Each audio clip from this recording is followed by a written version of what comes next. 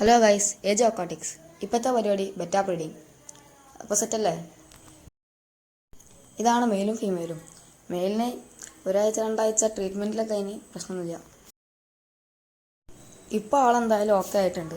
എന്തായാലും നല്ല tail വെറൈറ്റിയുടെയാണ്. OHM ആണ് സംഗതി. അത്യാവശ്യം ക്വാളിറ്റി ഒക്കെ ഉണ്ട്.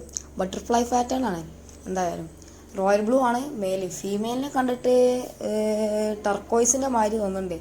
ഈ ഫീമെയിലിനെ കാണുമ്പോൾ ഈ സ്ട്രൈപ്സ് ഇല്ലേ, ആ സ്ട്രൈപ്സ് ബ്രീഡിങ്ങിനെ സൂചിപ്പിക്കുന്നതാണ്. അത് ബ്രീഡിങ്ങിന് റെഡിയാണെന്ന് മെയിലിനെ സൂചിപ്പിക്കാനാണ് ആ സ്ട്രൈപ്സ് ഇങ്ങനെ വരുന്നത്. ഒരു വരവരായിട്ട് വരുന്നത്. കാണിച്ചു തരാം.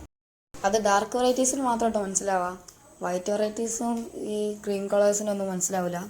എന്തായാലും ബ്രീഡിങ് ചെയ്യാൻ ആദ്യം നമ്മൾ മെയിലിനെ ഇറക്കാം. പിന്നെ ഫീമെയിലിനെ കണ്ടിന്യൂ ചെയ്യുന്ന ടാങ്കിലേക്ക് തന്നെ ബ്രീഡ് ചെയ്യാൻ ശ്രമിക്കുക. അതാകുമ്പോൾ അതിന് ഫീമെയിലിന് അതിൻ്റെ ഹൈഡിങ് പ്ലേസസ് ഒക്കെ അറിയാം. പിന്നെ മൊയിനെ ആഡ് ചെയ്ത് കൊടുക്കുക. അങ്ങനത്തെ കുറച്ച് കാര്യങ്ങളൊക്കെ ഉണ്ട്. പിന്നെ പൊതുവേ ചെയ്യുന്ന ട്രഡീഷണൽ മെത്തേഡ് ഫീമെയിൽ ഒരു ഗ്ലാസ്സിലിറക്കി വെക്കുക. പിന്നെ കുറച്ച് മൊയിനെ ആഡ് ചെയ്ത് കൊടുക്കണം ഞാൻ പറഞ്ഞിന്. ഇതാണ് ഞാൻ സെറ്റപ്പ് ചെയ്ത ടാങ്ക്. ഇൻഫസൂര്യ മൊയിന മെത്തേഡിന് വേണ്ടിയിട്ട് സെറ്റപ്പ് ചെയ്ത ടാങ്ക്. ഇതിന് സെറ്റപ്പ് ചെയ്യുന്ന വീഡിയോ എടുക്കാൻ മറന്നുപോയി.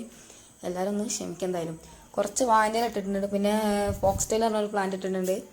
3 ദിവസം വെയിറ്റ് ചെയ്താൽ മതി. പിന്നെ കുറച്ച് ഇൻഫസൂര്യക്ക് ഇതിൻ്റെ ക്രാഷായ മൊയിന കൾച്ചറിൽ നിന്ന് എടുത്ത് കുറച്ച് വെള്ളം പാർന്ന് കൊടുത്തിട്ടുണ്ട്. എന്തായാലും ബെറ്റൻ്റെ ടാങ്കിൽ നിന്ന് ഫ്രീ ആയി. എന്തായാലും ഞാനിവിടെ ട്രഡീഷണൽ വർക്കൊന്നും ചെയ്യുന്നില്ല. ഞാൻ ഡയറക്റ്റായിട്ട് ഇറക്കിയിടാൻ ചെയ്യാൻ പോകുന്നത്. പിന്നെ ഫീമെയിലിന് ഓൾറെഡി കണ്ടിന്യൂ ചെയ്ത ടാങ്ക് ആയതുകൊണ്ട് അതിൻ്റെ ഹൈഡിങ് പ്ലേസ് ഒക്കെ ഫീമെയിലിന് അറിയാം. വല്ലാതെ അടികൂടാനൊന്നും സാധ്യതയില്ല. മെയിലാണെങ്കിൽ അതിലും മൊയിനെ ആസ്വദിച്ചുകൊണ്ട് അത്ര വലിയ ഉണ്ടാക്കാൻ ഫൈറ്റ് ചെയ്യാൻ സാധ്യതയില്ല. പിന്നെ രാത്രി ഏകദേശം ഒരു രാത്രി ആ ഒരു ടൈം ആകുമ്പോൾ ഇറക്കിടാൻ ശ്രമിക്കുക. അതാകുമ്പോൾ മെയിൽ രാത്രിയിൽ ഫീമെയിൽ അധികം കാണാത്തതുകൊണ്ട് ബബിൾ നെസ്റ്റ് ഉണ്ടാക്കും. രാവിലെ 9 റിപ്പീറ്റ് ആയിക്കോളും. പിന്നെ വലിയ അറ്റാക്കൊന്നും ഉണ്ടാവില്ല. എന്തായാലും ഇന്ന് പ്രതീക്ഷിക്കാം. നമുക്ക് എന്തായാലും നോക്കാം, സക്സസ് ആവില്ല നോക്കാം. ഗായ്സ്, ഒറ്റ കയ്യിലാണ് ഫോൺ പിടിക്കുന്നത്. അതുകൊണ്ടാണ് ഫോൺ ഇങ്ങനെ ഇളകി കളിക്കുന്നത്. എല്ലാവരും ഒന്ന് ക്ഷമിക്കുക എന്തായാലും. പിന്നെ മിക്സഡ് കപ്പി കുട്ടികളെ ഒരു ചെറിയ ടാങ്കിലാക്കി ആക്കിയിട്ട് പിന്നെ എൻ്റെ ഫ്രിഡ്ജ് ബോക്സിലുള്ള കപ്പികളെ ഞാൻ മിൽമൻ്റെ ഒരു ബോക്സിലാക്കി ഒരു ഏകദേശം സൈസൊക്കെ കഴിഞ്ഞ് സെയിലുള്ള സൈസ് അയക്കുന്നത്. ഇതാണ് നമ്മളെ ബ്രീഡിങ് ടാങ്ക്. ഫസ്റ്റ് ഡേ ഒരു ബബിൾ നെസ്റ്റ് ഒക്കെ ഉണ്ടാക്കി വെച്ചിട്ടുണ്ട്.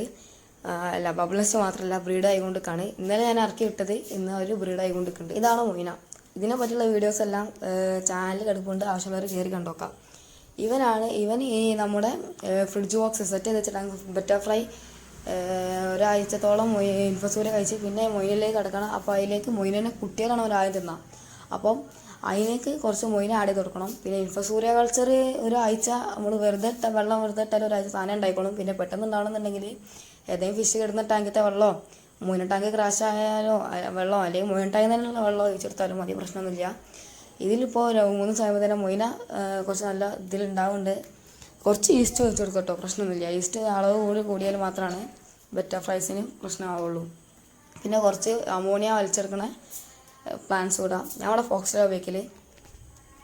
പിന്നെ പ്രധാനപ്പെട്ട ഒരു കാര്യം പറയട്ടെ, ചെറിയ ടാങ്കിൽ ചെയ്തിട്ട് കാര്യമില്ല. മൊയിന ഇൻഫസൂര്യ മെത്തേഡ് ചെറിയ ടാങ്കിൽ ഒരിക്കലും വർക്കാവില്ല. കുറച്ച് വലിയ ടാങ്ക് തന്നെ വേണം. ഈസി വലിച്ചു ഉപയോഗിക്കാൻ നിൽക്കണ്ട കേട്ടോ, പ്രശ്നമാണ്. അപ്പോൾ കുറച്ച് സമയം വന്ന് കഴിഞ്ഞ് നോക്കിയപ്പോൾ ഫീമെയിലിനെ കാണാനില്ല മെയിലിൻ്റെ അടുത്ത്. മെയിൽ ബബിൾ നെസ്റ്റിൻ്റെ ഇടയിൽ കാവൽ നിൽക്കുകയാണ്. അപ്പം എന്ന് മനസ്സിലായി ബ്രീഡിങ് കഴിഞ്ഞിട്ടുണ്ട്. ബ്രീഡിങ് കഴിഞ്ഞാൽ ഫീമെയിൽ ഒരു മൂല മാറിക്കും. അപ്പോൾ ഫീമെയിലിനെ പിടിച്ച് മാറ്റുക, അല്ലെങ്കിൽ ഫീമെയിൽ മുട്ടുന്ന സാധ്യതയുണ്ട്, അല്ലെങ്കിൽ മെയിൽ കൊത്തി തിന്നും, ഫീമെയിലിനെ കൊത്തി കൊല്ലും. അങ്ങനെ കുറച്ച് പ്രശ്നങ്ങളുണ്ട്. വീഡിയോക്ക് എന്തെങ്കിലും പ്രശ്നമുണ്ടെങ്കിൽ എല്ലാവരും ഒന്ന് പരിഹരിക്കുക, ഒന്ന് സഹകരിക്കുക. അറിയാണ്ട വന്നോളാണ്, ക്ഷമിക്കുക. ഇതാണ് ബ്രീഡിങ് കഴിഞ്ഞതിന് ശേഷം ഫീമെയിലിൻ്റെ ലുക്ക്. ടെയിലൊക്കെ കട്ടായിക്കുന്നത് ഞാൻ പ്രതീക്ഷ അത്ര കട്ടായിട്ടില്ല. വേറൊക്കെ കുറച്ച് ചുരുങ്ങി. മെയിലിനായി തന്നെ നിർത്തട്ടോ. ഒരു 1-2 മണിക്കൂർ ഇടയിട്ടൊന്ന് നോക്കുക. മുട്ട തിന്നുന്നുണ്ടെങ്കിൽ പെട്ടെന്ന് അതിനടുത്ത് മാറ്റാം. നിങ്ങൾക്ക് എഗ്ഗ് ഇട്ടത് കാണാൻ കഴിയുമെന്ന് ഞാൻ പ്രതീക്ഷിക്കുന്നുണ്ട്. എന്തായാലും സൂക്ഷിച്ച് നോക്കിയാൽ കാണാൻ കഴിയുന്നുണ്ട്. എന്തായാലും ഇത്രയോളം എൻ്റെ ക്യാമറ എക്സ്പീരിയൻസ് വർക്കൊക്കെ. പിന്നെ കുറച്ച് മൊയിന നമ്മളെ ഫീമെയിലിന് കൊടുക്കാം. എന്തായാലും ആൾ ടയേർഡായിട്ട് നിൽക്കുകയാണ്. ഫീമെയിലിന് കുറച്ച് മൊയിന ആഡ് ചെയ്ത് കൊടുക്കാം. ആഫ്റ്റർ കെയർ ആണ്. നല്ല മൊയിനൊക്കെ ഫീഡ് ചെയ്താലേ ആൾ റെഡി ആയി. പ്രശ്നമില്ലാതെ തന്നെ മൊയിനൊക്കെ കഴിക്കുന്നുണ്ട്. അപ്പോൾ നമുക്ക് പ്രശ്നം ചാൻസില്ല. പിന്നെ കുറച്ച് മെത്തലിമ്പുളോ പൊട്ടാസ്യം പരമായിട്ട് ഒന്ന് ഇട്ട് ഒരു 30 മിനിറ്റ് നോക്കണം, 30 സെക്കൻഡൊക്കെ വെച്ചാൽ മതി. ടെയിലൊക്കെ പൊട്ടിയ ഭാഗത്ത് പല ഫംഗസ് ഇൻഫെക്ഷനും വരാതൊക്കെ വേണ്ടിയിട്ടാണ് അങ്ങനെയൊക്കെ ചെയ്യണത് നല്ലതാണ്. അങ്ങനെ ഫീമെയിലിനെ നമ്മളതിന്ന് മാറ്റിയിട്ട് ഞാൻ കുറച്ച് കഴിഞ്ഞിട്ട് ഒരു ഡേ 2 ഒക്കെ ആയപ്പോൾ ബബിൾ നെസ്റ്റ് പൊട്ടിച്ചിട്ട് നിൽക്കണം കണ്ടപ്പോൾ ഞാൻ മെയിലിനെ പിടിച്ച് മാറ്റിയിട്ടോ. അതിൻ്റെ വീഡിയോ നോക്കില്ല, ബബിൾ നെസ്റ്റ് പൊട്ടിക്ക് എടുക്കുന്നുണ്ട്. അതേമാതിരി തന്നെ കുറച്ച് എഗ്ഗ്സ് കാണുള്ളൂ. അപ്പോൾ ഞാൻ എടുത്ത് മാറ്റി. പക്ഷേ പിറ്റേന്ന് വന്ന് നോക്കിയപ്പോൾ നല്ല കുട്ടികളുണ്ട്.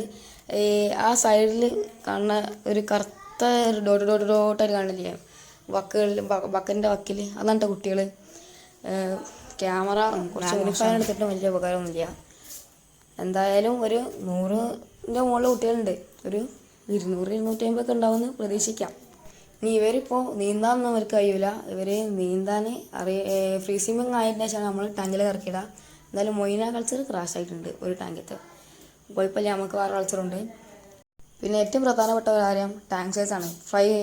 ബെറ്റ ഫ്രൈസ് റേസ് ചെയ്യുമ്പോൾ അത്യാവശ്യം വലിപ്പമുള്ള ടാങ്കിൽ തന്നെ റേസ് ചെയ്യാൻ ശ്രമിക്കുക.